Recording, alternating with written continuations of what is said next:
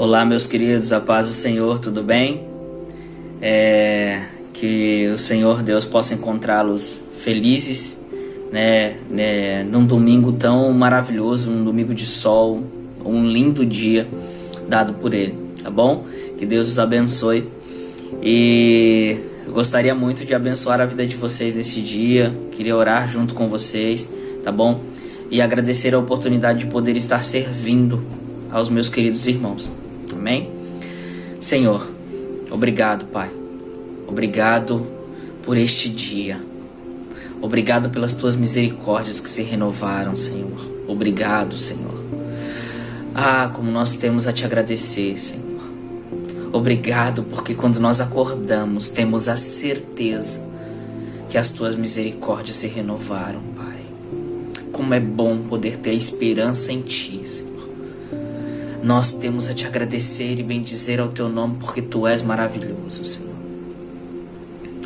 Eu quero abençoar a vida dos meus irmãos neste dia, Pai. É um dia de ceia para nós, Senhor. Como é bom poder estarmos juntos e ceando juntos, Pai. Até que o Senhor venha. Muito bom poder estarmos juntos, Pai. Nós só temos a te agradecer, Senhor. Em nome do Senhor Jesus, Pai. Amém, Senhor. Amém. Eu quero dividir com os irmãos um acontecimento que teve comigo ontem, vindo do trabalho. Quando os pastores da casa, falaram, grava uma palavra que o Senhor ministrar a ti. E até ontem eu estava perguntando para Deus, Senhor, o que o Senhor quer que... o que o Senhor deseja, eu vindo do trabalho e quando eu saí da escola, onde eu dou aula, eu peguei um Uber para atravessar para minha casa e não sei, nós estávamos conversando, eu e o motorista, e aí entrou que eu sou cristão, congrego numa comunidade cristã, sirvo a Igreja de Cristo, e a gente começou a conversar. E aí ele me fez uma pergunta, ele falou assim, você é pastor? Aí eu falei, não sou pastor. Aí eu creio muito que o Senhor fala, através de qualquer pessoa. O Senhor, ele fala através de qualquer um. Ele tem total poder. Porém, Ele também zela pela tua palavra. Então, mesmo sendo uma pessoa não cristã, possa liberar algo profético ou uma revelação em Deus, o Senhor, Ele zela pela sua palavra. Ele jamais vai fazer isso em desacordo com aquilo que Ele é. Ele é verdade. Ele é a palavra.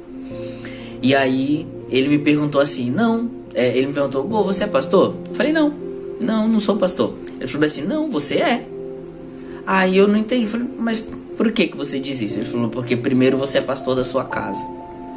Primeiro você cuida da sua casa.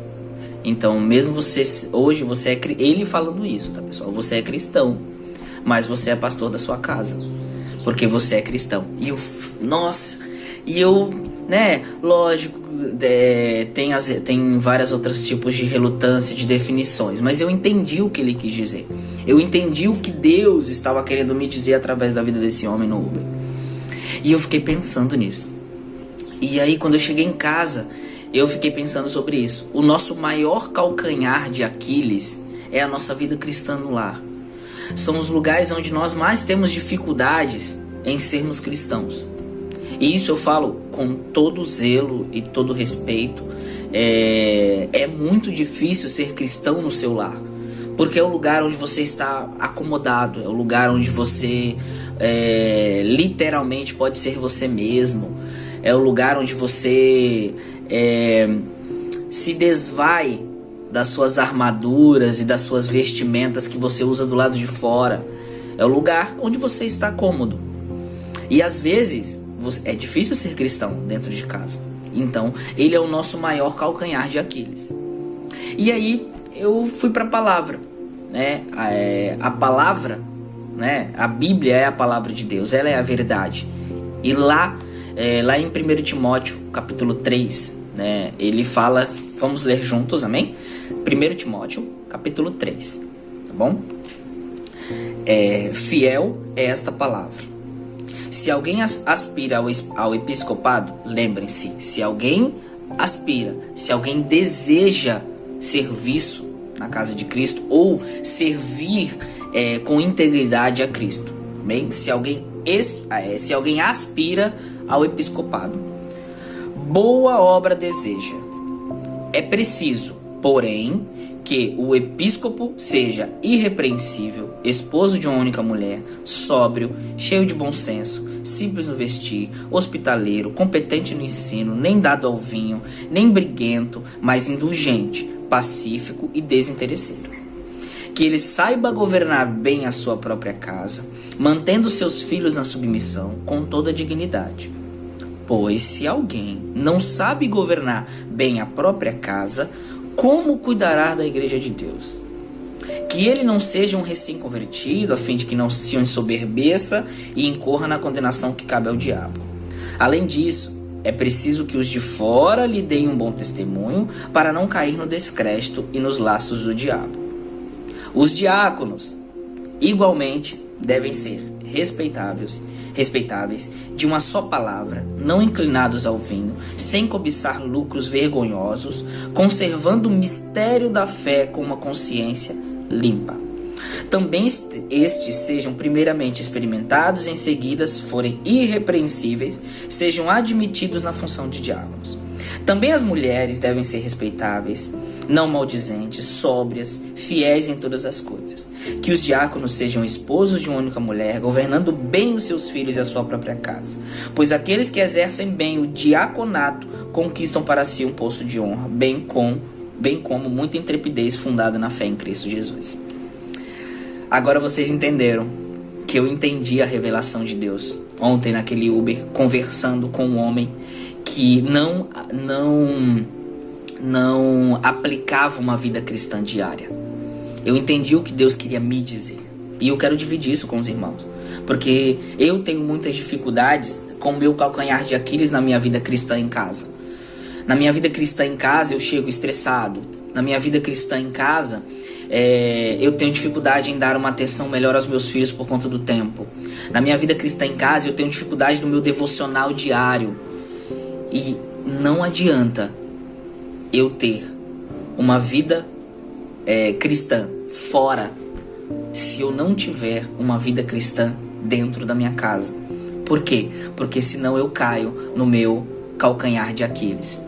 Ted Tripp é um escritor que é muito respeitado e ele tem uma frase muito específica. Ele fala assim, a vida familiar é a fornalha na qual as características do cristão são forjadas. Ted Tripp fala isso. Ele fala isso num livro dedicado a pastores, né? A pessoas que exercem a função pastoral ou de serviço na casa do Senhor.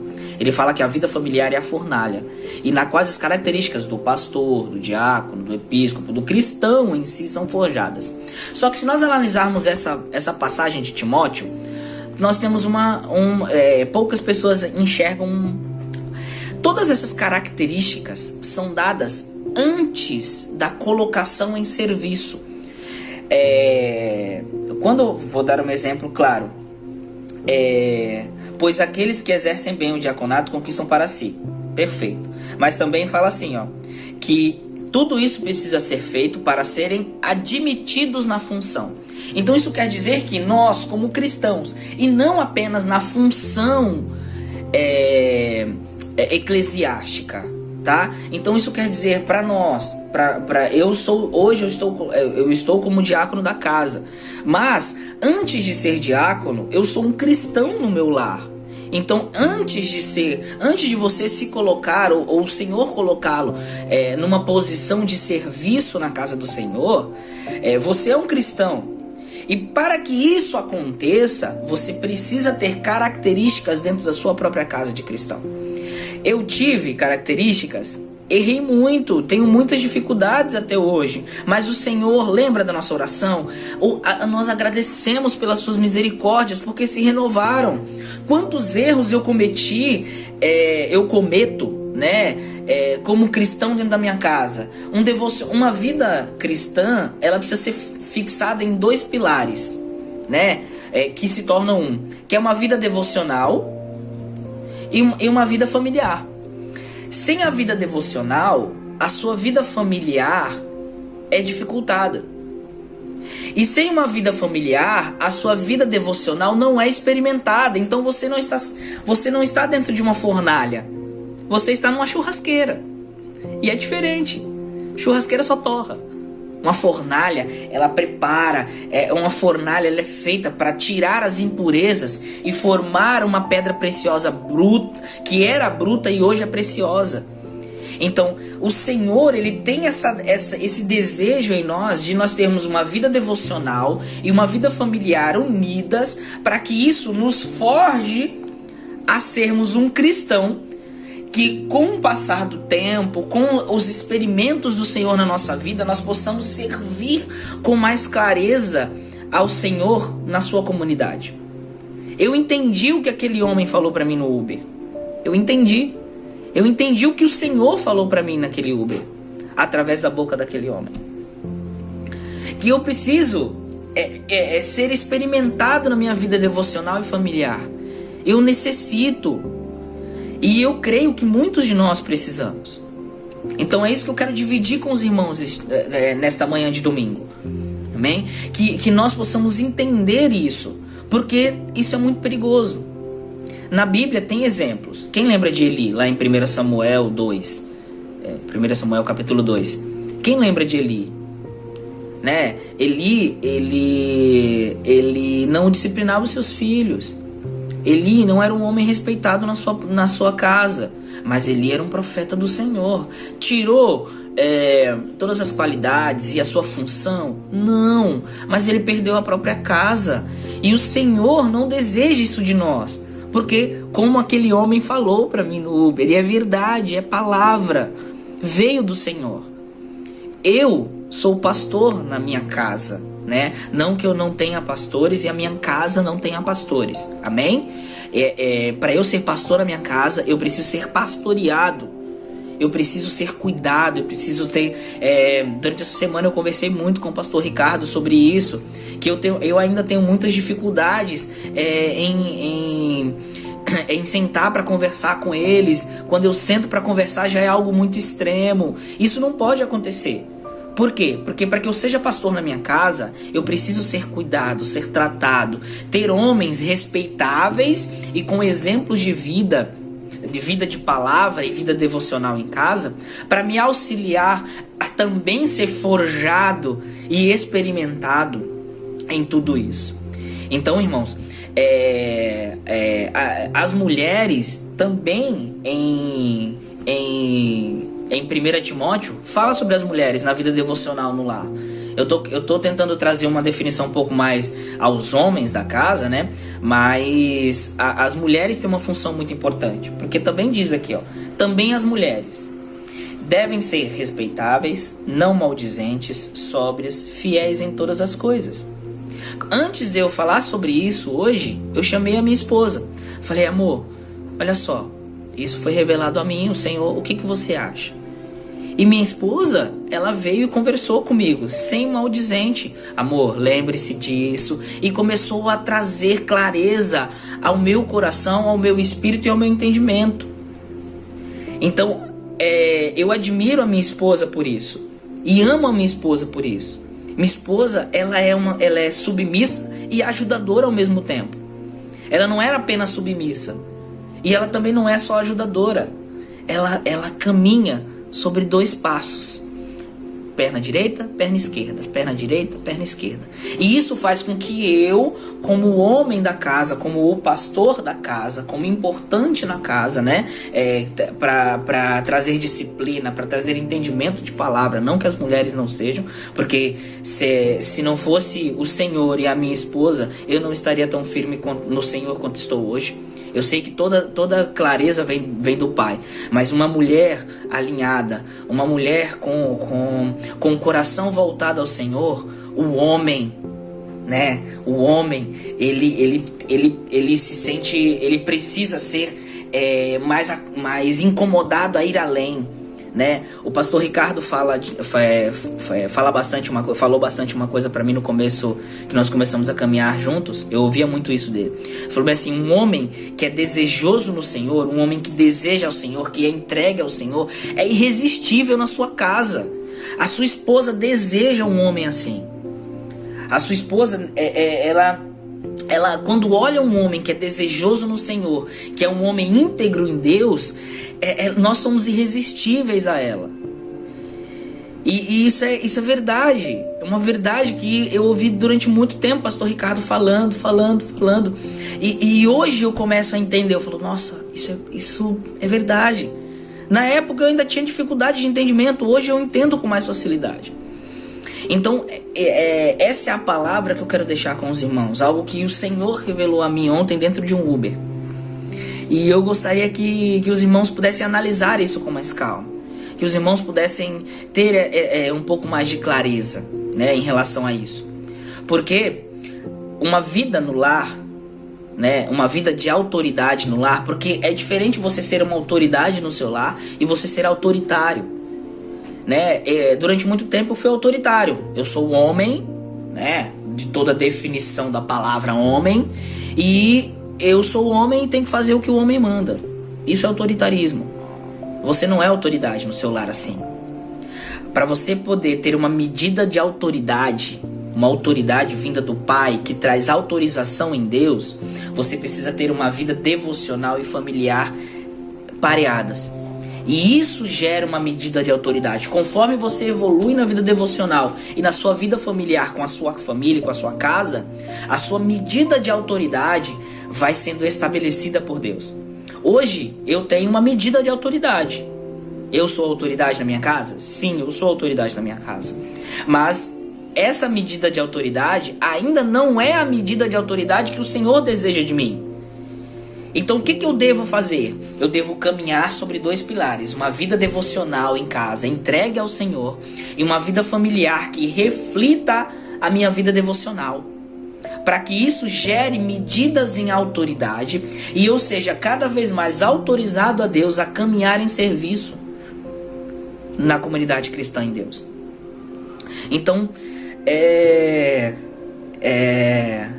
o Senhor, eu estou conversando com vocês, o Senhor está batendo em mim várias e várias vezes.